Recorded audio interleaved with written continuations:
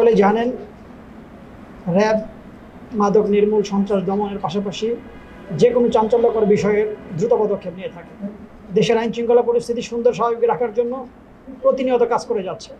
তারই ধারাবাহিকতায় আমাদের দৃষ্টিগোচর হয় বেশ কয়েকজন। তো আপনারা সকলেই জানেন র্যাব প্রতিনিয়ত দেশের আইন শৃঙ্খলা পরিস্থিতি সুন্দর স্বাভাবিক রাখার জন্য কাজ করে যাচ্ছে। দেশের মাদক নির্মূল সন্ত্রাস দমনের পাশাপাশি যে কোনো চাঞ্চল্যকর ঘটনার পেছনে দ্রুত পদক্ষেপ নিয়ে থাকে। তারই ধারাবাহিকতায় উত্তরাতে অবস্থিত ব্রাইট ফিউচার হোল্ডিং লিমিটেড নামে একটি প্রতিষ্ঠান, যার পরিচালক হিসেবে ছিলেন আক্তার হোসেন সোহেল, তার নামে একাধিক অভিযোগ আমাদের র্যাব 1 বরাবর দাখিল হয়। তারই প্রেক্ষিতে র্যাব 1 এটা নিয়ে ছায়া তদন্ত শুরু করে। অভিযুক্তর বিরুদ্ধে 13টি মামলা এবং একই সাথে 8টি পেন্ডিং ওয়ারেন্ট রয়েছে।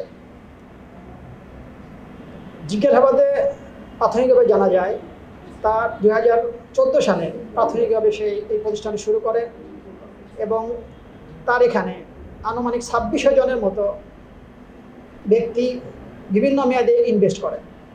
তার এই প্রতারণার কৌশল ছিল যে কোনো ইনভেস্টমেন্টের পেছনে 24 মাসে ডবল, 36 মাসে ডবল, এমনকি 48 মাসে ডবল। এবং এই কয়েকটি অভিযোগের প্রেক্ষিতে তার বিরুদ্ধে আমরা কাজ শুরু করি। সে অত্যন্ত চতুর প্রকৃতির লোক। সে কোনো মোবাইলের সিম ইউজ করতো না। সে প্রতিনিয়ত অনলাইনে কথা বলতো। অনেক চেষ্টার ফলে আমাদের র্যাব 1-এর অত্যন্ত চৌকস একটি দল তাকে ট্রেস করতে সক্ষম হয় এবং আজকে সকাল 11 ঘটিকায় উত্তরা 4 নম্বর সেক্টর থেকে তাকে গ্রেপ্তার করতে সক্ষম হয়।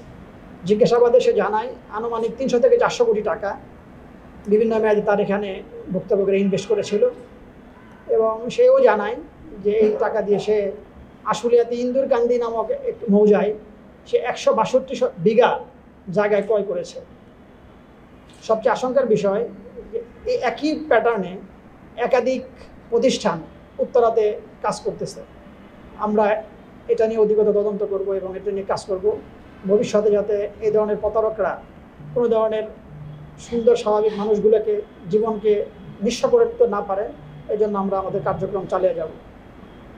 আপনাদের সকলকেই ধন্যবাদ।